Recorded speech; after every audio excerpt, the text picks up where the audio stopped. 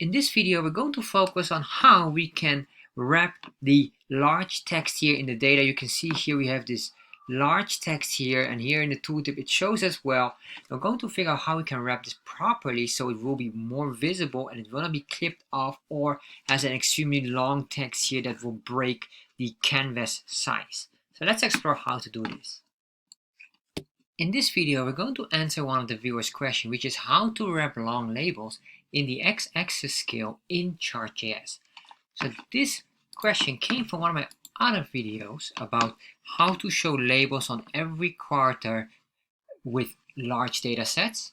That's quite interesting as well. And then in here, Irvin Castillo asked a question, and I noticed that I somehow didn't notice your question a week ago, and luckily you sent another message, so then eventually I was able to spot your question. So this was the question. Hello, is there a way to set horizontal alignment in the data label shown below the chart in the x-axis without text splicing, like wrapping the text for each bar? Yes, it is possible, but we're going to use a trick for that. So I'm going to show you how we're going to do this. So the first thing what we need is we need to get their default code. And I'm using here Google Chrome, but my Google Chrome has some error messages for some reason with my website. So I don't know why. So I'm using just here. I'm going to Firefox here, and then just go to this website, Chartjs3.com, and then getting started, this specific part. Then in here we have our default code we're going to copy. So I'm going to copy this. And once I copy that, I go back here and go to our HTML file, save it in here, and then what I will do is I will cut this out, and then, oh, did I cut it out? No. Let's cut that out, paste the title here, and save this. Refresh, there we are. So now we have a basic bar chart here. And so the issue was specifically what happened if we have a larger label. So let me start to show you first of all what we get.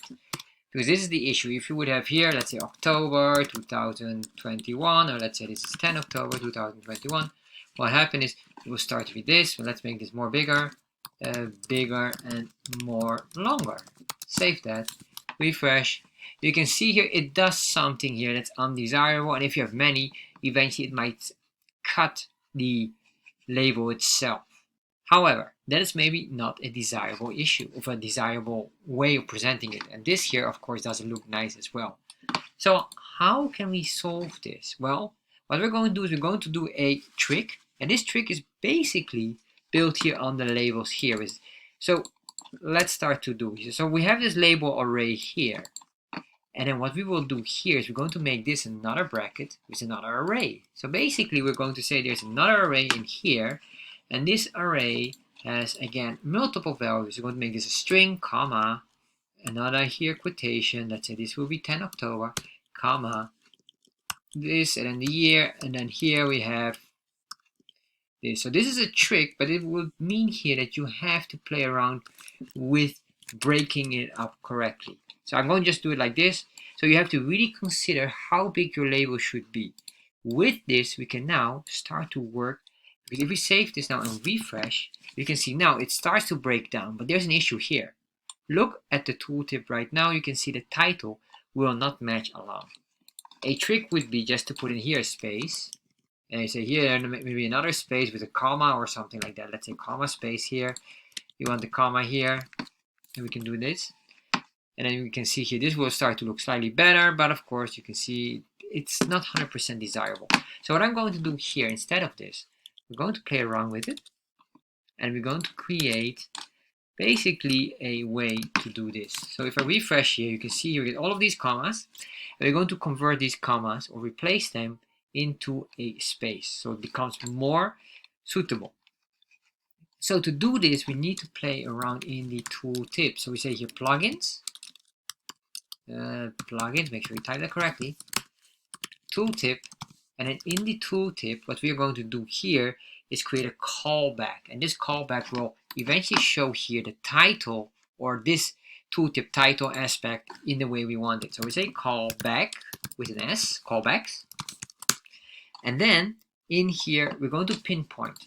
So remember, I have a video about that specifically about learning everything about adjusting a tooltip.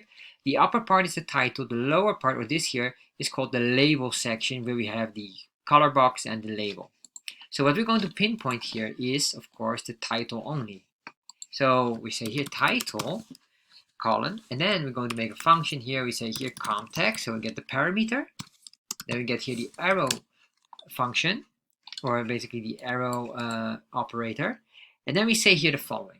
We're going to grab this here console log, so you can see what will we get here as a result. So console log context, and if I save this now and refresh, we see we get an error. And the reason why we get an error is because there's no comma here. I realize, save that, refresh, there you are. So now we have this, but if we hover over here, we don't see anything. But if I open up the console log, let's look at this, you will see here we get certain information. We get the 0, and then in the 0 we're going to get here the label, and this label has all this info here.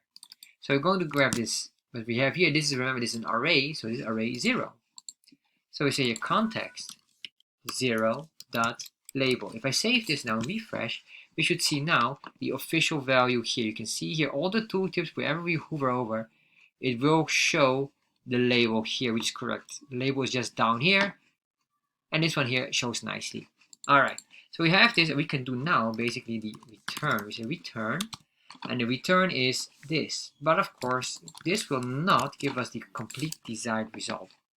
You can see here we get everything, but not really the way we want it. So what we're going to do here is use a tiny function here to play around with the label and convert every comma into a space. So let's start doing that. And for that, we're going to say here, in this context here, we say dot, and then we can say here replace all, and then we say here very simple quotation.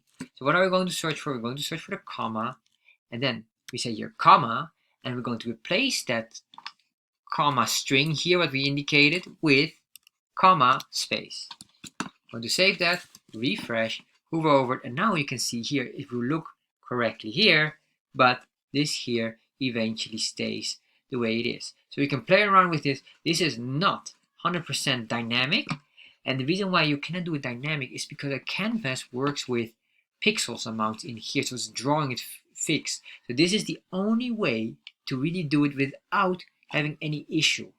Alright, so what we're going to do now is the final one is just to put all these dates in here just to see how that eventually looks, but it should look all correctly. So we're going to put in here another item, so let's say here comma, and then what I'm going to do here, just going to copy this, put it in here, Tuesday, and then 11, and then here, well, we can just do multiple times, 2, 3, 4, 5, 6, 7. Alright, going to remove all of those. To remove the last one here. What we need to do, make sure space here, and then you have here the bracket. I'm going to give this a proper indentation so you can see that this one is enclosing these here, or these are nested within this bracket here. This will be sun, set, Friday, Thursday, so that like that, and then Wednesday. Alright, 12, 13, 14, 15, 16. Save that, refresh here. Oh, let's see what's going on here. 62, no comma here, of course. Save that with comma, refresh. So now we have this. The tooltips now all look very nice, and you have here the way how you can wrap the text instead of making it very long or instead of cutting the text. So this is the way to do it. If you want to know more about this, because probably this here you're going to use most likely with like a scale or time scale or something like that. So if you want to learn more about time scale, I highly recommend to check out this specific video, how to use time scale and how to enter dates and time in Chart.js, which can be useful as well because those two are usually connected with each other.